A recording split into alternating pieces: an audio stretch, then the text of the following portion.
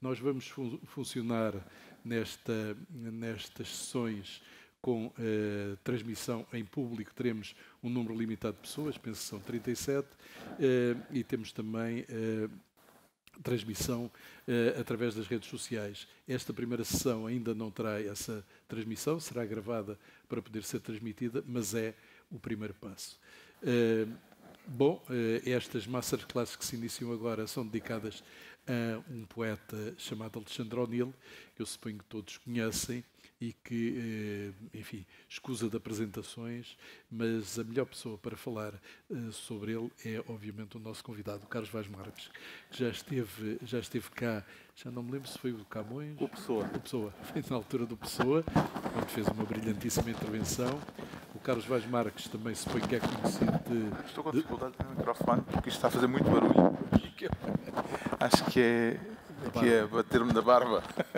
Peço desculpa pela interrupção. Estive cá na altura das masterclasses do Pessoa. Sim. Pessoa. E... bom, o Carlos Vaz Marques, hoje em dia, se calhar, e não sei se justamente é provavelmente mais conhecido como o apresentador do Governo Sombra, que já faz há... quantos anos é que faz? 12 anos, portanto. Mas é talvez um pouco injusto, porque o Carlos tem uma longuíssima carreira na rádio. Foi, não sei se foste fundador desde o princípio na TSF. Entrei pouco depois. Sim, não estive desde o primeiro momento, mas... Foi uma das vozes marcantes da TSF, enfim, trabalhou na revista Ler, ou colaborou com a revista Ler, enfim, tem múltipla colaboração na área cultural e, portanto, é um convidado muito especial para nós. E, portanto, Carlos, queres-nos começar por dizer se o nosso Alexandre O'Neill foi bom português? Essa é uma questão que vou deixar para o fim, ou melhor, vou, durante esta apresentação, referir-me a isso, porque há um aspecto provocatório, inevitavelmente, na pergunta.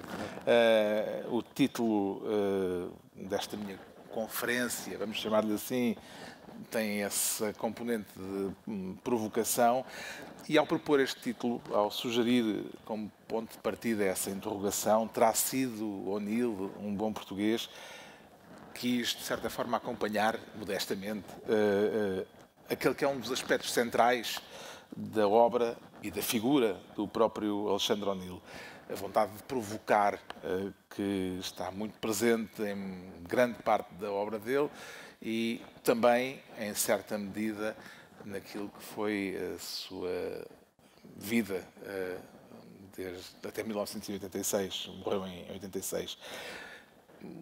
O Alexandre O'Neill gostava de provocar, gostava de escarafunchar. Eu não sei se a palavra é usada em algum poema dele, mas acho que é uma palavra que estaria muito bem e provavelmente ele usa. Ela veio-me à memória por alguma razão, mas ele gostava de escarafunchar uma ferida cuja origem nem sempre é muito clara, uma ferida individual, ontológica, universal, mas também uma ferida coletiva, social, que o Alexandre O'Neill identificava como muito nossa. Esta pequena dor à portuguesa, tão mansa, quase vegetal, descreveu a ele. Dor à portuguesa, como se fosse uma espécie de prato do dia. É este sentimento de desconforto em relação ao país, na obra de Alexandre O'Neill, que me proponho desenvolver aqui brevemente, e daí o título desta minha passagem por aqui. Os dois poemas mais conhecidos de Alexandre O'Neill têm Portugal inscrito no nome, no título. Não é por acaso, com certeza. Um chama-se mesmo Portugal, assim, só. O outro é o famoso Um Adeus Português. Aliás, a referência ao país, de modo mais ou menos explícito, surge em muitos outros textos, tanto na poesia como na prosa. Alexandre O'Neill também tem uma extensa obra enquanto cronista da imprensa, por exemplo, e a referência a Portugal está muito presente ao longo dessas duas vertentes da obra que nos deixou. O próprio O'Neill, de um modo, diria, algo melancólico, escreveu num verso que é muito frequentemente citado, que já vi usado tanto como título de artigos de opinião nos jornais, como em debates televisivos, e que provavelmente também terá boa saída em conversas de café. O O'Neill escreveu, em tom quase confessional, Portugal, questão que eu tenho comigo mesmo. O livro em que aparece o poema com este verso chama-se Feira Cabisbaixa, e este título, percebe-se lendo o poema, é um dos muitos modos como o poeta retrata o país, como uma feira cabisbaixa. E vale a pena determos-nos por um instante neste título. O livro é de 1965, é preciso ter em conta a circunstância histórica em que surgiu, no tempo da ditadura, mas nada nos impede, se calhar bem pelo contrário, de encontrar ainda hoje justeza e atualidade em certos aspectos deste retrato que, evidentemente, é tudo menos entusiástico. Aliás, o próprio O'Neill, nos últimos anos de vida, a avaliar pelo que escreveu, já nos anos 80 do século passado, já depois de derrubada a ditadura, portanto, manteve em relação ao país a questão que tinha consigo mesmo, como se verá mais adiante. Centremos-nos então por um instante neste título, Feira Cabisbaixa, um achado poético em que encontramos de imediato aquela que é uma das marcas identificadoras da poesia de Alexandre O'Neill. Aquilo a que em retórica se chama um oxímoro, ou seja, uma figura de estilo em que, numa aparente contradição, se descobre um sentido mais profundo e mais potente por meio de um surpreendente efeito de linguagem.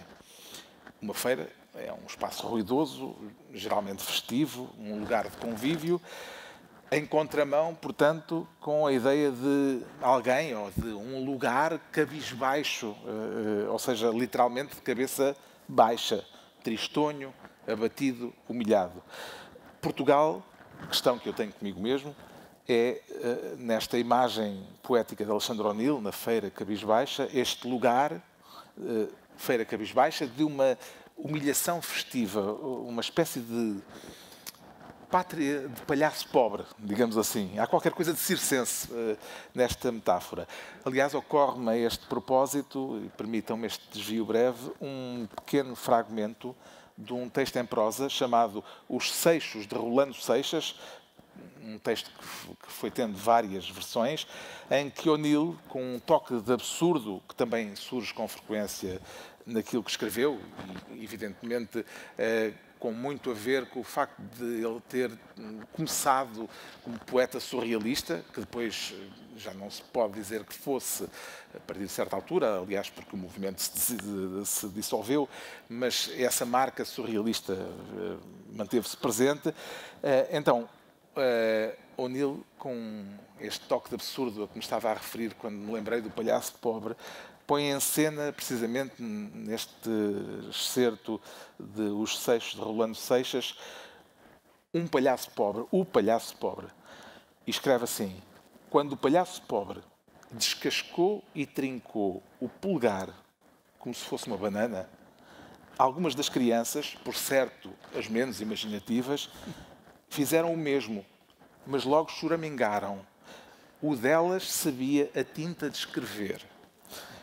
O palhaço pobre não é, portanto, um modelo de proveito e exemplo para as criancinhas, e as menos imaginativas, dentre elas, ao seguirem-lhe o exemplo, vão ter uma desilusão e choramingar ao confundirem o polegar com uma banana.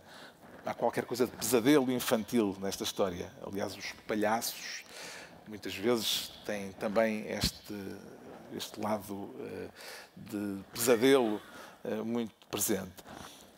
E nesta pequena ficção, esta pequena ficção vem ao encontro do retrato que Laurinda Bon, uma estudiosa da obra de O'Neill e a sua última companheira, o retrato que ela fazia dele ao descrevê-lo com uma frase que me parece lapidar. Alexandre O'Neill é mestre do desconfortável. Fiquemos com esta ideia que me parece importante e que me parece vir ao encontro daquilo que é o meu percurso por uma parte da obra, na relação com Portugal. Repare-se, por exemplo, a propósito do desconforto, repare-se nestes 2 versos do poema intitulado País Relativo. País engravatado todo o ano e a suar-se na gravata por engano. A inconveniência desta imagem acho que ilustra bem o desconforto em relação ao país, sob a capa do sarcasmo, evidentemente, o sarcasmo a que o poeta recorre com tanta frequência, e recorre não apenas nos poemas, também também na prosa e também no dia-a-dia, na vida cotidiana. São várias as histórias em torno do sentido do humor muito peculiar de Alexandre O'Neill, muitas vezes a tender para o humor negro. A jornalista Isabel Coutinho relatou há uns anos no Jornal Público um desses episódios, citando António Tabucchi, o escritor italiano que resolveu aprender português e acabou por vir a viver em Portugal e que se tornou, creio, também cidadão português, além de italiano. Veio viver para Portugal depois de ter lido A Tabacaria, de Fernando Pessoa. E em 1964-65, pela altura em que ele decidiu vir para Portugal, quando preparava uma tese de doutoramento sobre a poesia surrealista portuguesa, Tabucchi viajou para Portugal trazendo no bolso apenas meia dúzia de moradas de intelectuais portugueses. Um desses intelectuais, que lhe tinha sido recomendado, digamos assim, era Alexandre O'Neill. Eles não se conheciam.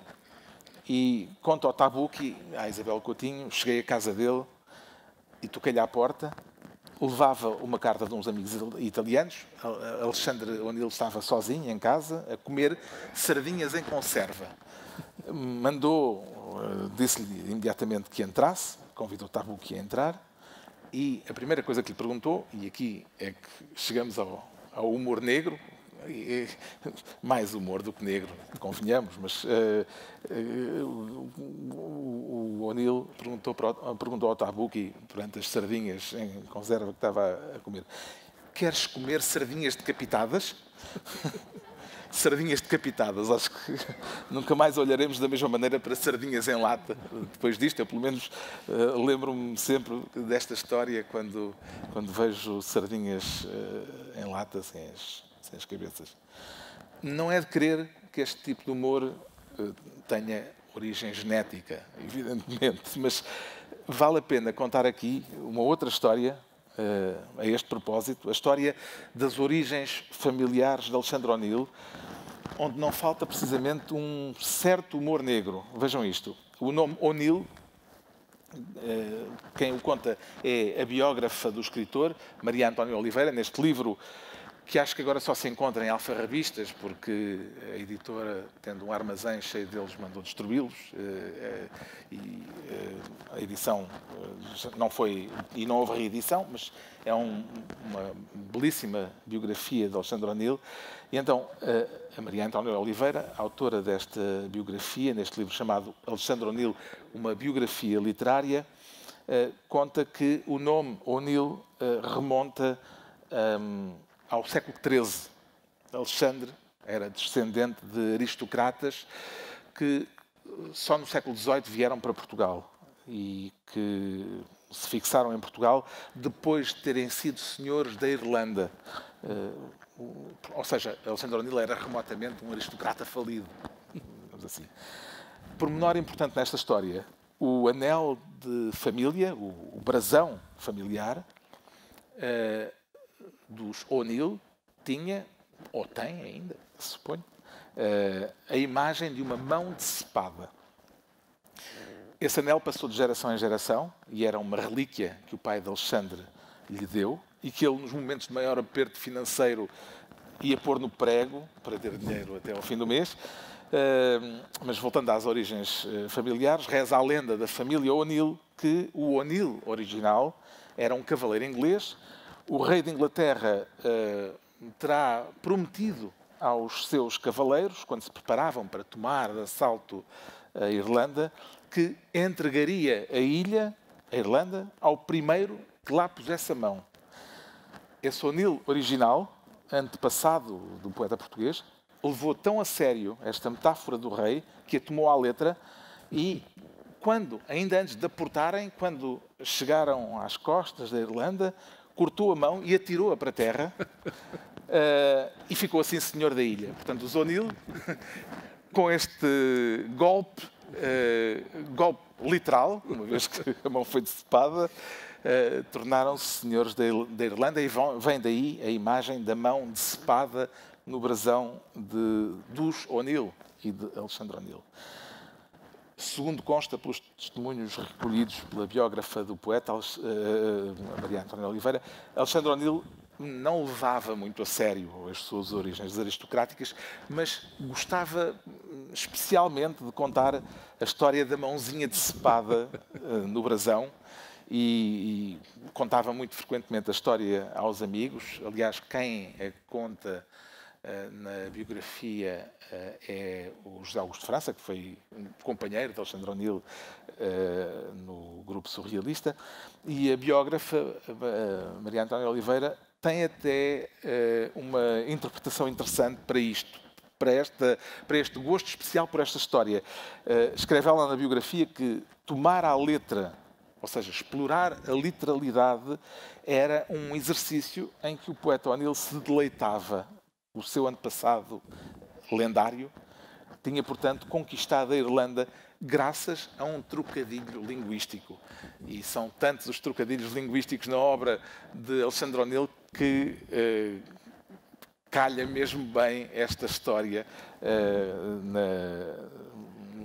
entre os antepassados de O'Neill, com o seu antepassado a pôr a mão no sentido literal na Irlanda. Esse processo linguístico de tornar literal o que é, à partida, metafórico, ou seja, de dar existência concreta a abstrações, é um recurso literário que Alexandre O'Neill há de explorar repetidamente ao longo da obra. Um dos exemplos mais evidentes, parece-me, é o daqueles dois versos famosos do poema Portugal, que já referi há pouco, em que o poema com que abre o livro Feira Cabisbaixa, em que o país, de repente, deixa de ser um conceito para passar a ser, literalmente, um objeto. Ó Portugal, se fosse só 3 sílabas de plástico, que era mais barato. Como se pode ver, não há aqui o mais leve traço de grande eloquência na relação com Portugal. Este Portugal de Alexandre O'Neill está, evidentemente, nos antípodas da nação valente e imortal, cantada no hino nacional e tão intensamente celebrada pela ditadura e, por vezes, também depois, já em democracia, na comemoração de glórias passadas e na invocação de sonhos futuros. Deixa-me só dizer que, a propósito disso, sim, um dos poemas que também está na Feira Cabisbaixa, que é um retrato dele, digamos assim, e que se chama Caixa de Óculos, tudo pegado. Tenho aqui à frente, vou referi-lo. Então, começa sempre Pátriazinha iletrada que sabes tudo de mim. Nem mais. Alexandre O'Neill riu-se durante toda a vida de quem se leva demasiado a sério, e isso é uma das marcas que não é preciso frequentar muito demoradamente a obra dele para se perceber. E caricaturou esse vício de se levar a sério, seja individualmente, seja coletivamente, seja em pessoas concretas, seja no país. Caricaturou esse vício sem dó nem piedade, caricaturou-o até num jogo de autodepreciação muito comum entre humoristas e pode dizer-se que o Alexandre O'Neill era, em grande medida, também humorista. Há poemas em que O'Neill é, sem tirar nem pôr, um humorista, ao ponto de usar a autodepreciação por si própria já se refere ao próprio, não é? Caricaturou-se até a si próprio. Estes dois versos que o Nicolau Santos agora citou são um diálogo, tem travessões, portanto há um diálogo e começa o poema Caixa de Óculos: Pátriazinha iletrada que sabes tudo de mim. E depois responde: supostamente, a patriazinha, não é? Que és o esticalarica que se vê. Eu gosto muito disto. Eu quase apostava que esta é a única vez na literatura portuguesa em que ocorre a palavra esticalarica. Não me lembro de mais nenhum exemplo. Aliás, fui confirmar e a palavra não está sequer registada